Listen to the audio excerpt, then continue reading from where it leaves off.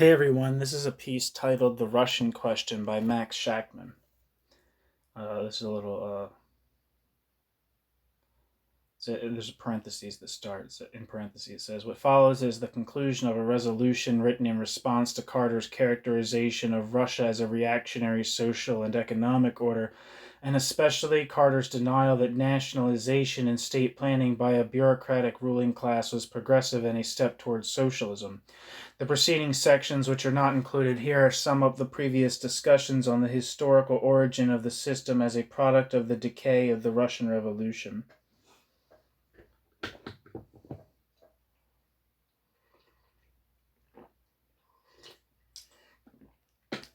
What is the character of the USSR? The class character of a state is determined fundamentally by the property relations prevailing in it. That is, those relations which are at the bottom of the existing production and social relations.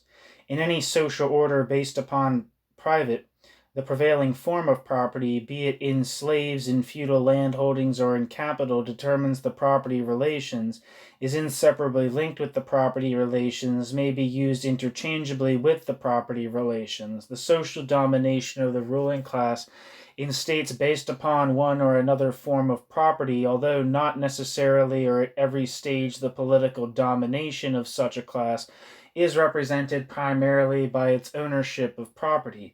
The state, i.e. the machinery of coercion, is then the instrument for preserving the existing property relations, for preserving the domination of the economically most powerful class from assaults by classes it oppresses and exploits. When, however, the epoch of private ownership of social property comes to an end and the epoch of collectivist property is inaugurated, as was done by the Bolshevik Revolution of 1917, when private property is abolished and the means of production and exchange become the property of the state, it is impossible to apply the same criterion as is legitimately applied to states based on any form of private property. It is then no longer possible to determine the class character of the state by establishing which class owns the property, for the simple reason that no class owns property under such a social system. The state is the repository, the owner of all social property. The state, however, is not a class, but a political instrument of classes. Property relations in a collectivist system are therefore expressed, so to speak, in state relations. The social rule of the proletariat, which, unlike all preceding classes, is and must and remain a property of this class, lies in its political rule and can lie only in its political rule, which it employs to destroy all private property and private propertied classes as a precondition for safeguarding its own rule and eventually for its own dissolution into a classless socialist society. When the Russian proletariat, through its various organizations and institutions, controlled the Soviet state in the period of Lenin-Trotsky, and for some time thereafter, the Soviet republics were a workers' state with bureaucratic and even capitalistic deformities. The Stalinist counter-revolution consists precisely in the destruction of all semblance of working-class control or influence in the state, and the usurpation of all political and therefore economic power by the bureaucracy. The final triumph of the Stalinist counter-revolution coincided with the final triumph of the Stalinist counter-revolution coincided with there's like a typo here, is represented by the complete destruction of the last representative proletarian organization in the country, the Bolshevik Party, and its replacement by the party of the bureaucracy bearing the same name. Like the proletariat, the social rule of the Stalinist bureaucracy, which is also a private propertyless class, lies in its political rule and can lie only in its political rule, which it employs to destroy all private property classes in order to preserve its own class domination, to preserve it also from the proletariat it exploits and oppresses. Inequality and bureaucracy. Irrespective of his refusal to accord the rulers of the Soviet Union the status of a class, it is Leon Trotsky in whose writings the most complete analysis is, made of the origins and rise of the Stalinist bureaucracy to its position of domination. The bureaucracy rose to power as the universal Soviet gendarme in the midst of, quote, generalized want and, quote, traceable in turn to the isolation of the original workers' state. Quote, the basis of bureaucratic rule is the poverty of society and objects of consumption with the resulting struggle of each against all, end quote. Yet the growth of the productive forces under Stalinism did not result in a relaxation of the totalitarianism of the, quote, gendarme, the bureaucracy, but rather in its accentuation. Quote, the present state of production is still far from guaranteeing all necessities to everybody, but it is already adequate to give significant privileges to a minority and convert inequality into a whip for the spurring on of the majority. That is the first reason why the growth of production has so far strengthened not the socialist but the bourgeois features of the state, end quote. But not the only reason. The bureaucracy is the, quote, planter and protector of inequality, end quote. In distributing the wealth of Soviet society, the bureaucracy's guide is its own interest and no other. Quote, thus, out of a social necessity, there is developed an organ which has far outgrown that organ's socially necessary function, and become an independent factor, and therewith the source of great danger for the whole social organism, end quote. However, it is precisely in this process of becoming, quote, an independent factor that its development into a class may be established. Quote, with differences in distribution, end quote, says Engels, quote, class differences emerge, end quote. Society divides into classes, the privileged and the dispossessed, the exploiters and the exploited, the rulers and the ruled. Distribution, however, is not a merely passive result of production and exchange. Distribution is an equally important reaction on both of these, has an equally important reaction on both production and exchange. The development of each new mode of production or form of exchange is at first retarded not only by the old forms and the political institutions which correspond to these old forms, but also by the old mode of distribution. It can only secure the distribution which is essential to it in the course of a long struggle. But the more mobile a given mode of production and exchange, the more capable it is of expansion and development. The more rapidly does distribution also reach the stage in which it gets beyond distribution's mother's control and comes into conflict with the prevailing mode of production and exchange, end quote. The quote old mode of distribution, end quote, prevalent in the worker state was based essentially on the equality of poverty. A truly socialist mode of production could be based only on equality in the midst of abundance. Abundance was possible only with a tremendous socialist development of the productive forces and of labor productivity. But it's precisely such a development that was impossible on the basis of one country alone, and a backward country like Russia at that. Quote, a real upward swing of socialist economy will only be possible after the victory of the proletariat in the most important countries of Europe, end quote. It is therefore inadmissible from, that's from Trotsky, 1923. It is therefore inadmissible from the Marxian standpoint to apply decisively the principle or criterion of social progress, i.e., the development of the productive forces, to a worker's state. Concretely, to the worker's state of Lenin-Trotsky in one country alone. The national limitedness of the worker state prevented the, quote, real upward swing of socialist economy, end quote. So also did the, quote, old mode of distribution, end quote, i.e. equality of poverty. The remains of Soviet economy for development could not be satisfied by a capitalist restoration. Quite the contrary. The demands of Soviet economy for development were satisfied by an unforeseen social development.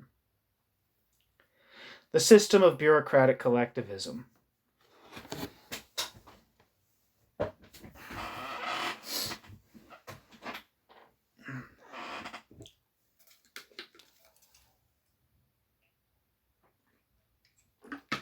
The bureaucracy arose and it organized and developed the productive forces, including the principal productive force of the society, the proletariat, to an enormous degree.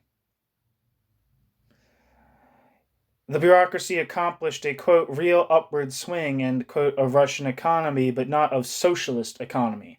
With barbarous anti-socialist bureaucratic methods, by introducing and constantly accentuating inequality, the bureaucracy lifted backward Russia to the position of one of the economically most advanced countries of the world, expanding the productive forces at a rate unknown in any contemporary capitalist or semi-capitalist country, right in the midst of a raging world capitalist crisis, in a period of violently contracting world market,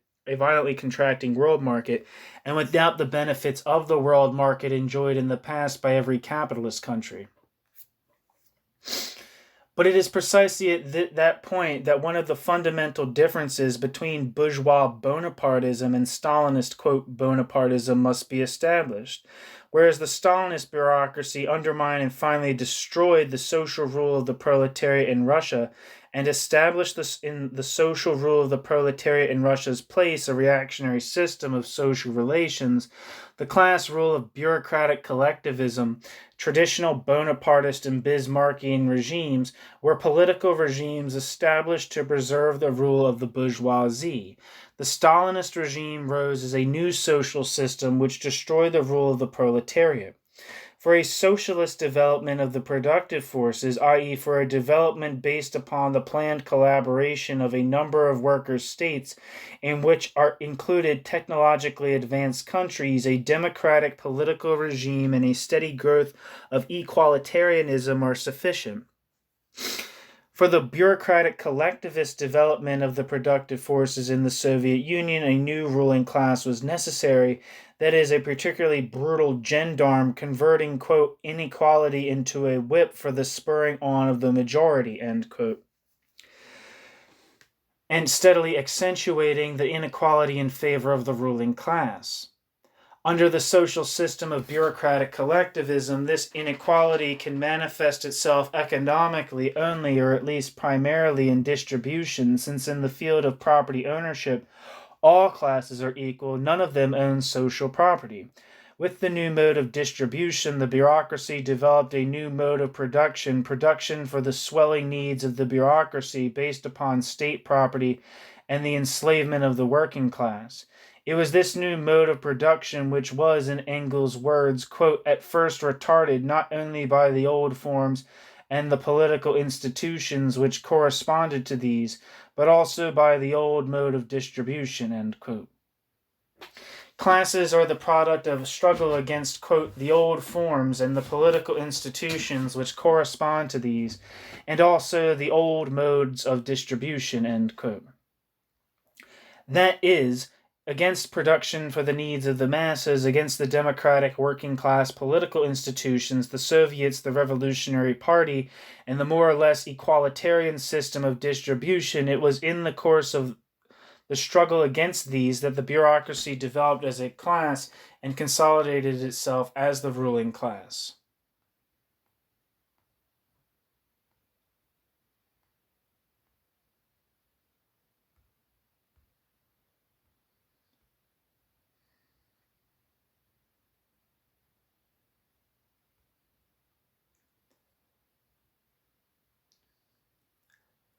Limitations of the new order. The perspectives of the new social order in Russia and the new ruling class are narrowly limited by the specific and unique historical circumstances which gave birth to it. It is not, of course, possible to set down dogmatic and categorical laws of historical development for this new phenomenon. Unlike capitalism, for example, it has no long history behind it which permits a conclusive historical analysis. Political economy, observed Engels, quote, as the science of the conditions and forms under which the various human societies have produced and exchanged on this basis have distributed their products. Political economy in this wider sense has still to be brought into being. Such economic science as we have up to the present is almost exclusively limited to the genesis and development of the capitalist mode of production, end quote.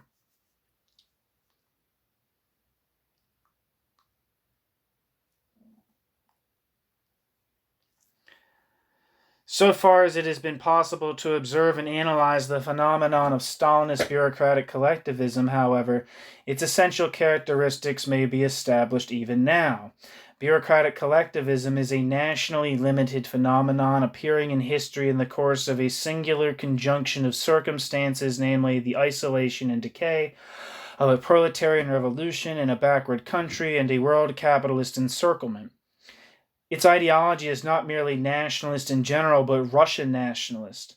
Bureaucratic collectivism's theory and banner is not so much, quote, socialism in one country alone, end quote, as, quote, socialism in this particular country, Russia. Its expansion beyond the frontiers established by the revolution has been thus far episodic, conjunctural. But far more fundamental consideration is this. Russian capitalism was ripe in 1917 for a socialist revolution, but not for socialism.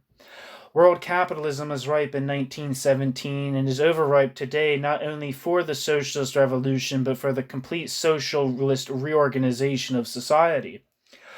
On a world scale, there is already a class fully matured socially, capable of putting an end to the anarchy of capitalist production and capable of developing the productive forces socialistically. That is, capable, once it is in power, to do on a world scale what the proletariat in Russia proved incapable of doing by itself in one country alone. The bureaucracy in Russia became the ruling class because capitalism in the rest of the world remained in power. In turn, the Stalinist bureaucracy has prolonged the term of power of capitalism. The bureaucracy in Russia is a byproduct of the delay of the world proletarian revolution. The bureaucracy in Russia will not continue in power with the advent of the revolution. As a new class in a new exploitative society, the Russian bureaucracy has come on the historical scene belatedly as an anti-capitalist anachronism. The bureaucracy's belatedness and transitoriness are underscored by the existence on a world scale of a matured, socially qualified proletariat. From the day of its birth, it is torn by mounting contradictions which make impossible the firm and durable consolidation of bureaucratic collectivism, quote, in one country.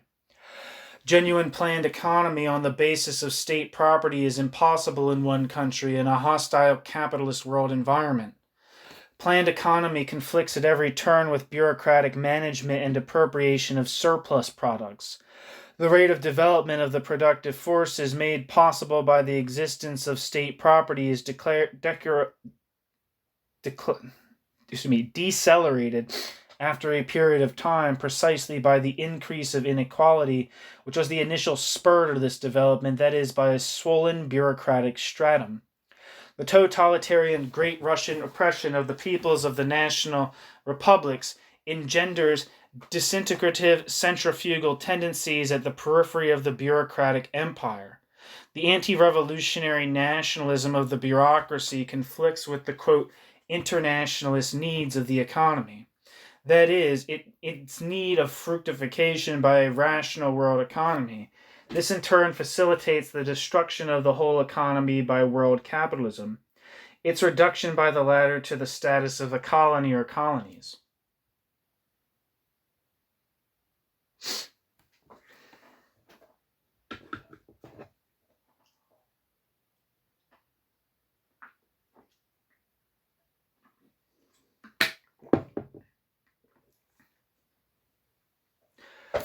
The Second World War will therefore be the supreme test of Stalinist collectivism. Should world capitalism gain a new lease on life and be spared defeat at the hands of the world revolution, Russia cannot in all likelihood escape integration into the capitalist system as a colony or series of colonies of imperialism. Should world capitalism collapse under the blows of proletarian revolution, the weight of the latter would crush Stalinism to the ground and precipitate the third final proletarian revolution in Russia.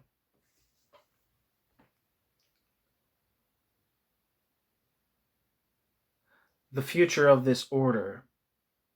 However, just what stages of development will be passed before bureaucratic collectivism in Russia is destroyed either by the proletarian revolution or capitalist counter-revolution cannot be established categorically in advance. Bureaucratic collectivism is still in power, and it is necessary to have as clearly as possible in mind the revolutionary proletarian attitudes toward it and the political problems it raises. Classes and social orders are historically conditioned, so also are the bureaucracy and bureaucratic collectivism in Russia. Products of reaction, both the ruling class and the social order the ruling class dominates are reactionary. The proletariat and the proletariat's revolutionary vanguard therefore are uncompromisingly opposed to the politics of the regime and strive to overthrow the regime with all means consistent with the struggle of socialism. But the Marxist proletariat recognizes that while this new social order represents a reaction from the workers' state established by the Bolshevik Revolution, the forces producing this reaction were not strong enough or not of such a nature to hurl Russia still further back to capitalism.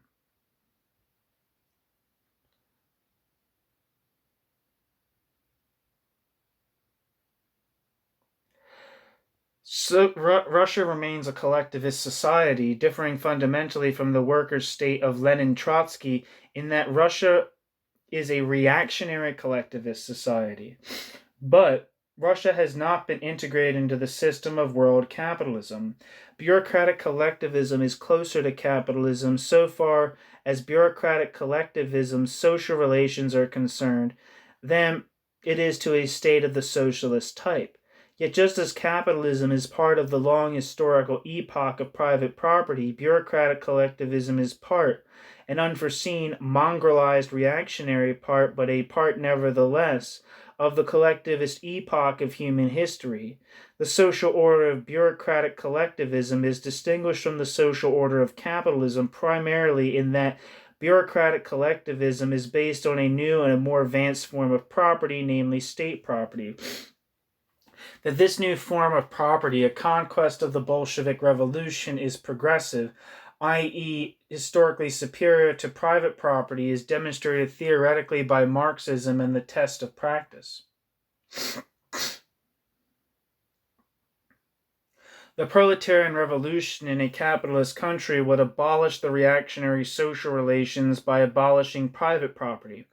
The proletarian revolution in Russia would abolish the reactionary social relations of bureaucratic collectivism primarily by destroying the political and therefore the social power of the bureaucracy, but not the property form on which the bureaucracy and the social relations the bureaucracy established are based, namely state property.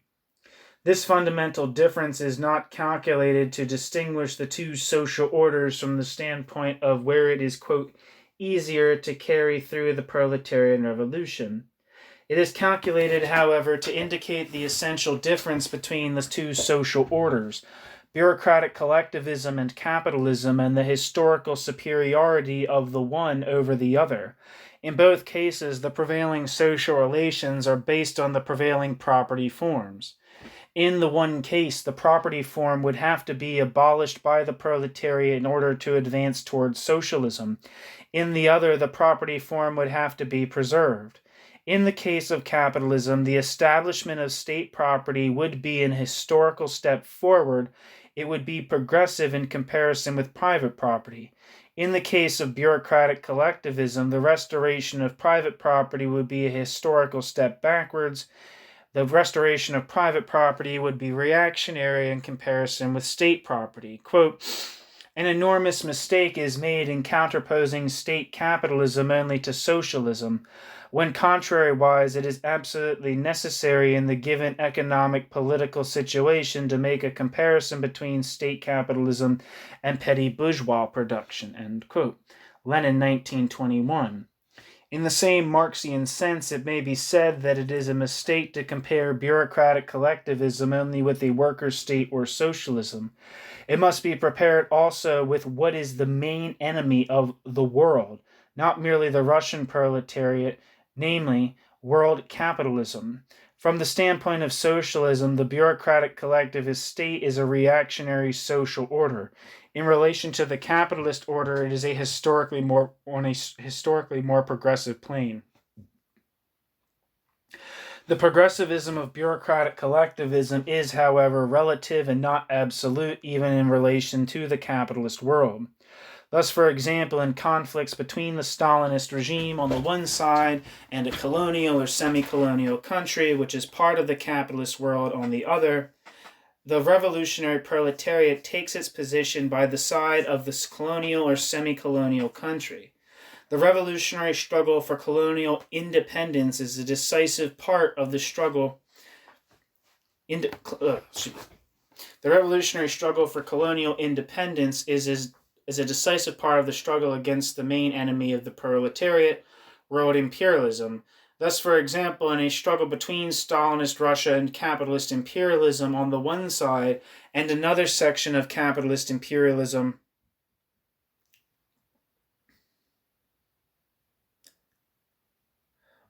on the other, the revolutionary proletariat takes its position against both camps, refusing to subordinate or mitigate in any way its struggle against the main enemy, imperialism and imperialist war, to the defense of the Stalinist sector of one capitalist imperialist camp, any more than it would in a similar case with regard to a small nation or small country, big or small, small nation or colonial country, big or small, that became an integral part of an imperialist camp. The relative progressivism of bureaucratic collectivism is not of greater significance for the world proletariat than, with all its social differences, is the struggle for colonial independence. Under all circumstances, it is subordinated to the interest and strategy of the world proletarian revolution. Under what conditions is defense possible?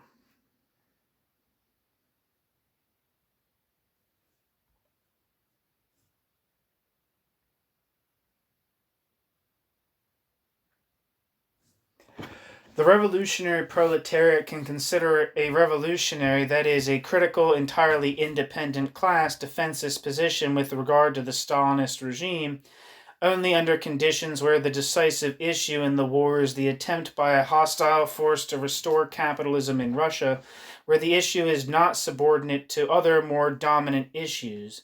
Thus, in case of civil war in which one section of the bureaucracy seeks to restore capitalist private property, it is possible for the revolutionary vanguard to fight with the army of the Stalinist regime against the army of capitalist restoration. Thus, in case of a war by which world imperialism seeks to subdue the Soviet Union and acquire a new lease on life by reducing Russia to an imperialist colony, it is possible for the proletariat to take a revolutionary defensist position in Russia. Thus, in case of a civil war organized against the existing regime by an army basing itself on, quote, popular discontent, but actually on the capitalist and semi-capitalist elements still existing in the country, and aspiring to the restoration of capitalism, it is again possible that the proletariat would fight in the army of Stalin against the army of capitalist reaction.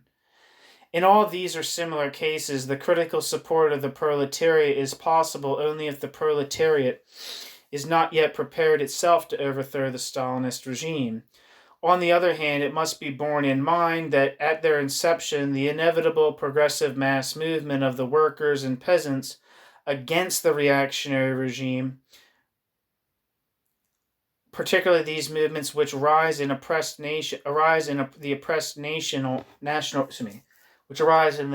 national republics, will be politically immature and confused and influenced by nationalist, federalist, democratic, and even reactionary prejudice.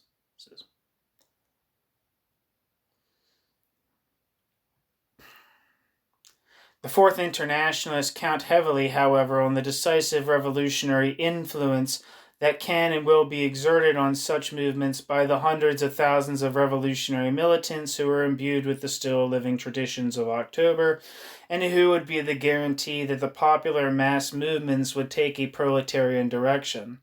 That is particularly true of such movements in republics like the Ukraine, White Russia, Georgia, Armenia, Azerbaijan, etc., where the people's hatred of Stalinism has been cunningly and systematically exploited by reactionary imperialist forces from abroad.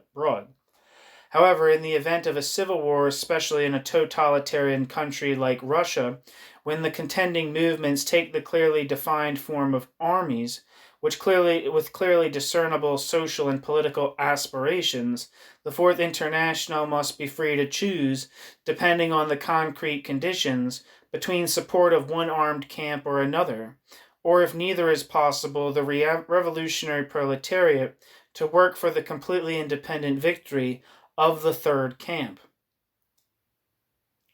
What we reject. We reject the theory that the Soviet Union is a degenerated worker state which must be unconditionally defended against any capitalist country regardless of conditions or circumstances. This theory covers up the class nature of the Stalinist bureaucracy and the reactionary character of the regime. By the same token, it tends to underestimate the full reactionary significance of the bureaucracy. It disseminates the notion, discreditable to socialism, that a regime which is a prison for the working class and in which the working class does not have one iota of control, nevertheless has something, quote, proletarian about it, indeed decisively proletarian about it, simply because of the existence of state property. It conflicts with the revolutionary Marxian criteria for establishing a collectivist state as a workers' state. By the policy of, quote, unconditional defense, the degenerated worker state theory,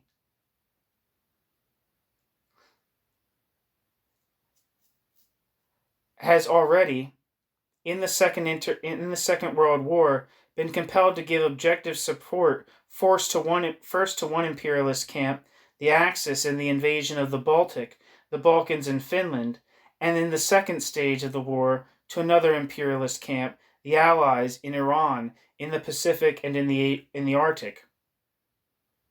The theory denies further the existence of Stalinist imperialism as the policy of bureaucratic aggression and expansion, and thus objectively covered the invasions of 1939 to 1941, while declaring contradictory at the same time its opposition to the, quote, seizure of new territories by the Kremlin. The party therefore rejects also the policy of unconditional defensism with regard to the reactionary Stalinist state. I believe he's referring to the Workers' Party, not the Socialist Workers' Party.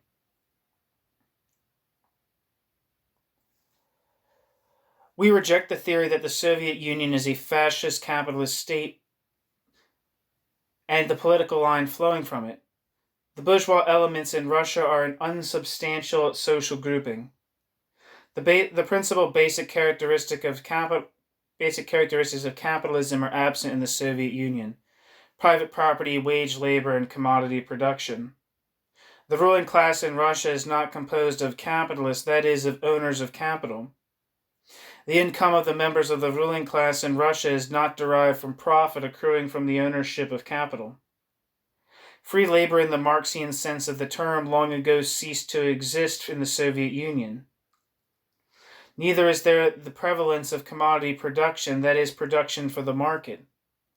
We also reject the policy flowing from this theory of support of democratic capitalism against the, quote, fascist capitalism of Russia, as a distinguished form of support for capitalist restoration, as a disguised form of support for capitalist restoration, and on the same grounds reject the petty bourgeois utopia of a struggle for a, quote, constituent assembly.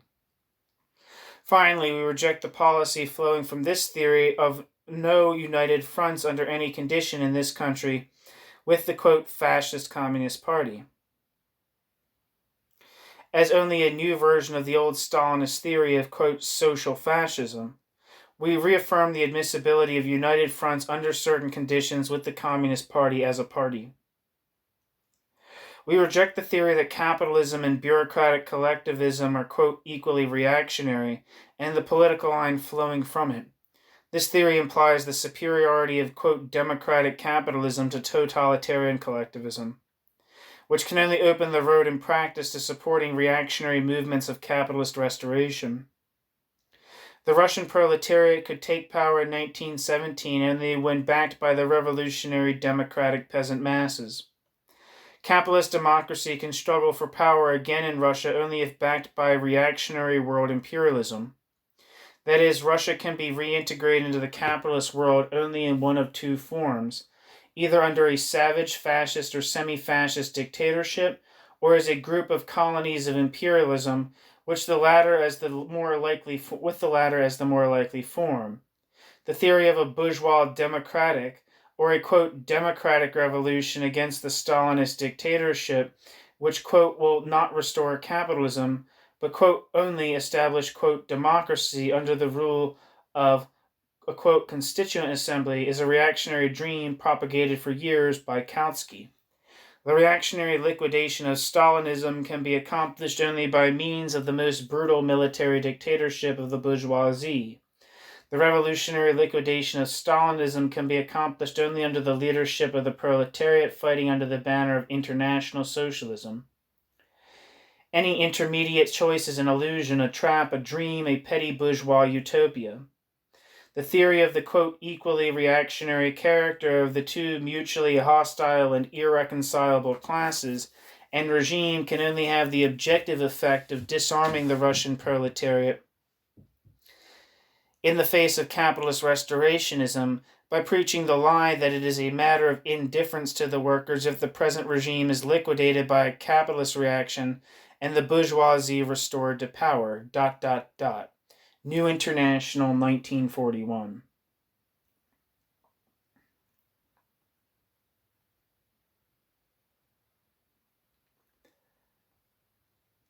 You can stop listening now. It's over now, but I'm going to read these notes, these end notes. 1. See Bulletin, The Spanish Revolution, for a discussion of Stalin's single-minded determination to support everything to the attempt to build an alliance with Britain and France. 2. The Italian invasion of Ethiopia was a source of great confusion for the left in the pre-war period. On the one hand, the regime of Haile Selassie was not one that inspired the average progressive. On the other hand, a victory for Mussolini would not only strengthen fascism internally, it would increase the danger of war. On the third hand, the official British opposition to the Italian action was clearly motivated by its own imperialist aims in Africa. On the fourth hand, the Russian government was covertly aiding Mussolini by shipping the Italians oil. It wasn't a good situation for those who, as Trotsky put it, considered that all that was required of a progressive was to open your mouth as wide as possible and shout, quote, down with fascism. 3. German diplomacy in World War II is more complicated than represented here. 4. The record seems to indicate that the Russian government and Stalin in particular clung to the Hitler-Stalin pact even after it became clear that the German army was invading. See the Hitler-Stalin pact by R. Saunders in the New International, February 1948, and Ernest Erber in the same issue. An unsigned article titled, quote, Stalin's Role in the Nazi Pact appeared in March of the same year on page 80. 5. Juan Negrin was the right-wing socialist who became the last premier of the Spanish Republic with Communist Party support because the previous premier, Largo Caballero, was too independent and too tied to his working class base to be easily manipulated. Haile Selassie was the emperor of Ethiopia at the time of Mussolini's invasion. Chiang Kai-shek was the nationalist dictator who crushed the working class in 1925 to 1927 and in the 30s led the resistance against the Japanese invaders. What all these characters have in common is that they were politically despicable but found themselves at the head of a progressive struggle against fascist reaction or foreign aggression. The attempt here is to compare Stalin's role in 1941 to that of these equally distasteful political figures. 6. See Gabriel Kolko, U.S. Foreign Policy, 1943-45, Random House, for a discussion of the actual attitude of the Russian government towards the resistance. Stalin saw it as a threat. Kolko describes the effects of Russian victories on anti-Stalinist and non-Stalinist socialists in some detail. They were treated much as Stalin had treated the left in the Spanish Civil War.